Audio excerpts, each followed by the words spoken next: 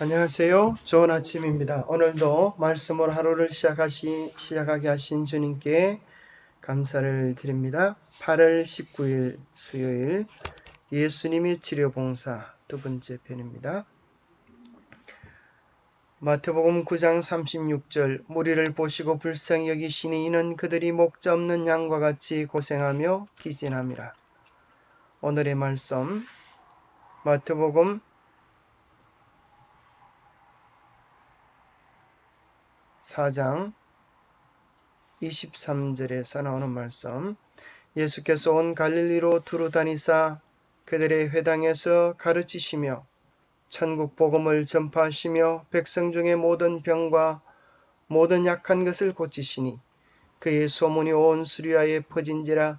사람들이 모든 앓는 자 곧 각종 병에 걸려서 고통당하는 자, 귀신 들린 자, 간질하는 자, 중풍병자들을 데리고 오니 그들을 고치시더라. 갈릴리와 데가볼리와 예루살렘과 유대와 요단강 건너편에서 수많은 무리가 따르니라. 오늘 말씀을 본문으로 예수님의 지상생애의 사역의 목적과 성취를 위한 구체적인 방법은 무엇이었나? 예수님의 생애의 우선순위는 무엇이었나? 그렇다고 하면 우리의 사명과 또 목적은 무엇이 되어야 할까 한번 생각해 보면 좋겠습니다. 예수님의 지상생애의 사역의 목적과 성취를 위한 구체적인 방법을 가지고 계셨습니다. 그분은 우리가 의미와 목적이 있는 삶을 살도록 영원한 원칙을 전하셨습니다. 예수님의 생애의 목적 또 사명은 요한복음 10장 10절에 기록되어 있습니다. 내가 온 것은 양으로 생명을 얻게 하고 더 풍성히 얻게 하려는 것이라. 예수님은 우리로 하여금 여기 나오는 생명은 우리가 이해하는 생명과는 다른 것입니다. 보통 사람들이 생각하는 것은 목숨입니다. 우리가 생각하는 목숨은 글자 그대로 목에 붙어있는 숨입니다. 우리는 아무리 살았다고 자부할지라도 하나님이 준비해 놓으신 공기와 그 사랑을 들이마시지 않으면 죽고 또 속에 있는 우리의 더러운 공기를 내뱉지 않으면 죽습니다. 그래서 결국 인간의 운명이란 삶이란 목에 붙어있는 숨에 지나지 않습니다. 그런데 예수님께서 우리에게 주시고 싶어하는 것은 목숨이 아니라 하늘의 영원한 생명을 우리에게 주기 위하여 이 땅에 오셨습니다. 뿐만 아니라 생명을 얻게 하고 더 풍성히 얻게 하려 함이라. 풍성히 얻게 한다는 말은 그 생명이 우리 안에 가득 차고 넘치게 되는 경험을 이야기합니다. 예수 그리스도의 풍성한 생명이 먼저 우리를 가득 채우고 그 다음에 우리를 통하여 세상에 가득 넘치게 하려 하시는 것. 이것이 우리 주님께서 이 땅에 오신 사명이요 목적이었습니다. 누가복음 19장 10절에도 말씀하시기를 인자가 온 것은 잃어버린 자를 찾아 구원하려 함이니라. 그 구체적인 목표가 다시 한번 요한복음 20장 31절에 기록되어집니다. 오직 이것을 기록하면 너희로 예수께서 하나님의 아들 그리스도이심을 믿게 하려 하며 또 너희로 믿고 그 이름을 힘입어 생명을 얻게 하려 함이니라. 이것은 요한복음을 기록한 목적이기도 하지만 성경 전체의 목적은 예수 그리스도를 구주로 믿고 우리로 하여금 영원한 생명을 얻게 하는 데 있습니다. 곧 그 영원한 생명은 우리에게 주어지는 시간적 생명만을 이야기하는 것이 아니라 베드로후서 1장 4절에 보면 이로써 그 보배롭고 지극히 큰 약속을 우리에게 주사 이 약속으로 말미암아 우리가 정욕 때문에 세상에서 썩어질 것을 피하여 신성한 성품에 참여하는 자가 되게 하려 하셨느니라. 그래서 주님께서 우리에게 영생 생명을 주신 이유는 단지 오래 사는 것이 문제가 아니라 하나님의 성품에 참여하는 자, 하나님의 성품을 드러낼 자로 우리를 세우시기 위함에 있습니다. 그래서 예수님께서는 어떻게 사람을 구원하시고 생명을 주시는가에 대한 구체적인 전략을 가지고 계셨습니다. 그래서 우리에게 있어서 예수 그리스도의 사역은 단순한 구원에서 끝나지 아니하고 구체적으로 세 가지 영역에서 잃어버렸던 하나님의 성품과 형상을 회복해 하시는 데 있었습니다. 데살로니가전서 5장 23절에 보면 평강의 하나님이 친히 너희를 온전히 거룩하게 하시고 또 너희의 온 영과 혼과 몸이 우리 주 예수 그리스도께서 강림하실 때에 험없게 보존되기를 원하노라 하셨습니다. 첫 번째, 우리의 몸이 하나님의 형상으로 온전히 회복되기를 원하십니다.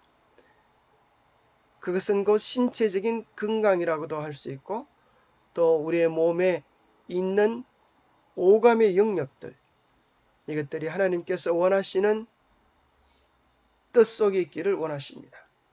우리의 보는 것, 듣는 것, 만지는 것, 냄새 맡고 맛보는 이 모든 것들이 하나님 안에서 온전하게 되어지기를 원하십니다.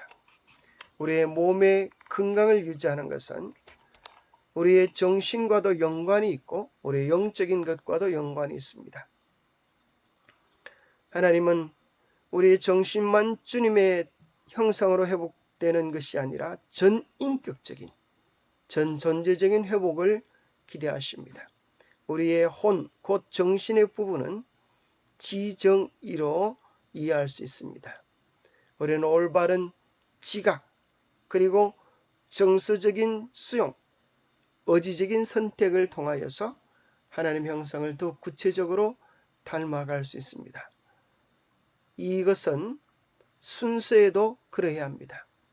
올바른 지적인 분별력을 통하여 바르고 좋고 중요한 것만을 우리는 마음속에 받아들여서 정서적인 기쁨과 즐거움을 누리고 내가 정서적인 것으로 받아들인 것만 우리는 의지적 선택을 통하여 결정할 수 있게 되어지는 것입니다. 뿐만 아니라 우리는 영이라고 하는 부분을 가지고 있습니다. 짐승들에게는 이런 것이 없습니다. 모든 사람에게 양심이란 부분이 있어서 잃어버렸던 하나님의 형상의 한 단편들을 양심은 이야기해 주고 있습니다. 때로 이것은 오감 너머의 육감이라고도 하고 때로는 직관이라고도 하는 신령한 하나님과 교통할 수 있는 영적인 부분을 이야기해 주고 있습니다. 하나님은 우리의 영과 혼과 몸이 온전히 하나님의 형상으로 회복되어지게 하시기 위하여 이런 구체적인 전략을 가지고 오셨습니다.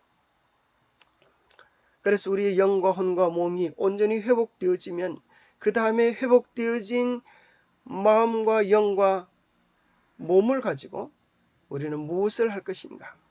그것은 곧 관계의 회복입니다. 요한일서 1장 4장 12절에는 어느 때나 하나님을 본 사람이 없으되 만일 우리가 서로 사랑하면 하나님이 우리 안에 거하시고 그의 사랑이 우리 안에 온전히 이루어지느니라 하셨습니다. 우리가 건강에 회복되어지면 그 다음에는 우리 회복되어진 이 에너지와 능력을 가지고 하나님의 사랑으로 이웃을 사랑하고 또 하나님을 사랑하게 되기를 원하십니다. 사람과의 관계, 하나님과의 관계가 회복되어지게 됩니다. 누구든지 하나님을 사랑하노라 하고 그 형제를 미워하면 이는 거짓말하는 자니 보는 바 그 형제를 사랑하지 아니하는 자는 보지 못하는 바 하나님을 사랑할 수 없느니라. 하나님과의 관계가 회복되어졌다고 하면 반드시 그것은 구체적으로 형제를 사랑하는 것으로 표현되어져야 합니다. 그런데 하나님을 사랑하노라 하고 형제를 사랑하지 않는다면 그것은 거짓 신앙이요 잘못된 신앙임을 이야기해 주고 있습니다. 그래서 예수님은 목적을 성취하기 위하여 구체적인 전략, 방법을 가지고 계시는데 오늘 마태복음 9장 35절에서 확인하게 되어집니다. 예수께서 모든 도시와 마을에 두루 다니사 그들의 회당에서 가르치시며 천국 복음을 전파하시며 모든 병과 모든 약한 것을 고치시니라. 예수님은 구체적으로 세 가지 영역에서 잃어버렸던 하나님의 형상을 회복하기 위하여 봉사하셨습니다. 모든 병과 모든 약한 것을 고치시는 것은 신체적인 회복, 가르치시는 것은 정신적인 회복, 천국 복음을 전파하시는 것은 영적 회복으로 이해할 수 있게 됩니다.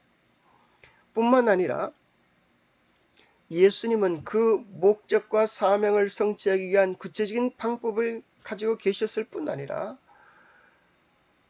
계획과 또 언제 실행하실지에 대한 구체적인 프로젝트를 가지고 계셨습니다. 언제부터 하나님께서 우리를 구원하실 계획을 가지고 계셨을까요? 디모데후서 1장 9절에는 이렇게 기록해 줍니다. 하나님이 우리를 구원하사 거룩하신 소명으로 부르심은 우리의 행위대로 하심이 아니요 오직 자기의 뜻과 영혼 전부터 그리스도 예수 안에서 우리에게 주신 은혜대로 하심이라. 언제 우리를 구원하실 계획을 세우셨다고요? 영혼 전부터. 정말 얼마나 감격스러운 것입니까? 우리가 언제 구원받은 하나님의 자녀가 되었습니까? 실제적으로 영혼 전부터 그리스도 예수 안에서 하나님께서 우리 각자를 바라보고 계신 놀라운 확정을 하나님의 약속 속에서 발견하게 됩니다. 영혼 전부터 그리스도 예수 안에서 우리를 위한 사랑의 계획을 가지고 계셨습니다. 그럴 뿐 아니라 예수님은 구체적인 실행 시기들도 가지고 계시는데 예수님의 생애에 대한 내용들을 보면 아무렇게나 긋거나 행하지 않으시고 반드시 하나님의 큰 계획을 이루기 위하셔서 그의 걸음을 정해진 정확한 때에 옮기셨던 사실을 발견하게 됩니다. 그 후에 예수께서 모든 일이 이루어진 줄 아시고 성경을 응하게 하려 하사 그렇게 하셨습니다. 구약에 있는 수많은 예언들이 예수 그리스도께 적중되어졌던 이유는 구약에 있는 예언들을 계획표로 예수님께서 그의 걸음을 하나씩 옮기셨기 때문입니다. 아무렇게나 그 일들이 이루어진 것이 아니라 예수님의 적극적인 삶의 헌신을 통하여 심지어 예수님께서 십자가에 달려 돌아가시는 시간마저도 정확하게 이루어졌던 사실을 발견하게 됩니다. 그래서 그분은 생애 마지막에 내가 다 이루었다. 아버지께서 내게 하라고 주신 일을 이루어 내가 아버지를 영화롭게 하였다라고 말씀하실 수 있었습니다. 예수님의 삶에는 언제나 우선순위가 있었습니다. 마가복음 1장에 보면 저물어 해질 때에 모든 병자와 귀신 들린 자를 예수께 데려오니 온 동네가 그 문 앞에 모였더라. 예수께서 각종 병이든 많은 사람을 고치시며 많은 귀신을 내쫓으시되 귀신이 자기를 알므로 그 말하는 것을 허락하지 아니하시니라. 새벽 아직도 밝기 전에 예수께서 일어나 나가 한적한 곳으로 가사 거기서 기도하시더니. 자, 예수님은 많은 봉사들을 하셨지만 그 봉사들보다도 더 중요한 삶의 우선순위를 가지고 계셨습니다. 그 삶의 우선순위는 첫째로 하나님과 함께하는 시간이었습니다. 이것을 방해할 그 어떤 것도 없도록 예수님은 삶의 우선순위를 명확히 하셨습니다.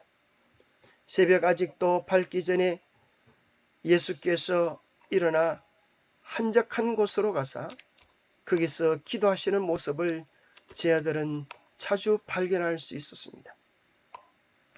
2번째는 그분의 우선순위는 치료와 봉사사업이 중요하지만 궁극적인 영적 회복의 사역에 방해되지 않도록 그렇게 하셨습니다.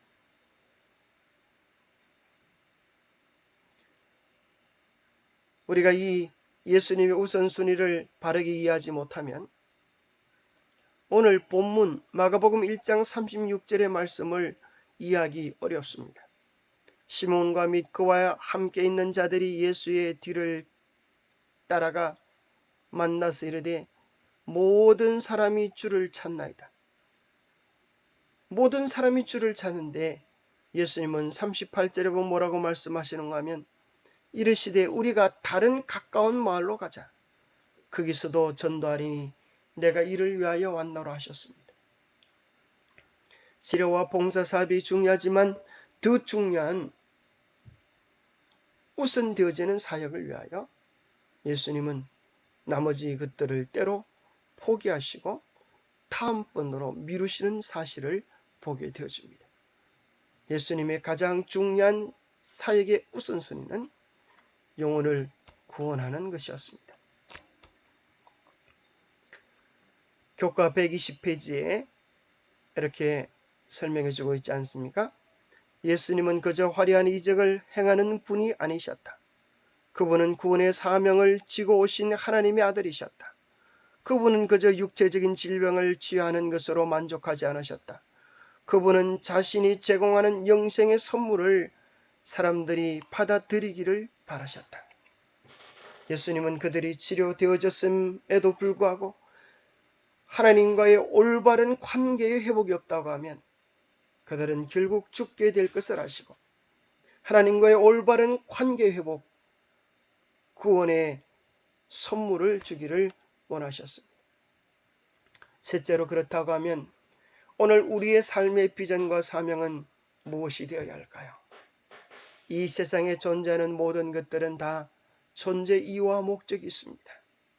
풀 한 폭이 돌 하나도 존재해야 할 이유가 있다면 오늘 우리는 살아야 할 나의 삶의 이유와 목적이 있지 않겠습니까? 무엇이 나의 존재 이유, 나의 비전 선포가 되게 됩니까? 여러분 각자 한번 생각해 보십시오. 하나님께서 나를 무엇을 위하여 이 땅에 나게 하셨을까? 내 삶이 무엇을 위하여 바쳐질 때 죽어도 아깝지 않은 삶이 될까? 오늘 무엇을 위하여 살고 무엇을 위하여 죽어야 할지 하나님 앞에서 위대한 사명을 발견해 보면 좋겠습니다. 예수님은 이렇게 말씀하셨습니다. 내가 말하기를 하나님이여 보시옵소서. 두루마리 책에 나를 가리켜 기록된 것과 같이 하나님의 뜻을 행하러 왔나이다. 하나님의 뜻이 우리 주님의 비전이 되어졌고 그분의 구체적인 삶의 계획이 되어졌습니다. 아름다운 찬미의 한 부분을 들어보면서 하나님 앞에 다시 한번 우리가 어떻게 살아야 할지, 무엇을 위하여 살아야 할지 삶의 목표와 비전을 세워보는 소중한 시간이 되기를 축복해 봅니다.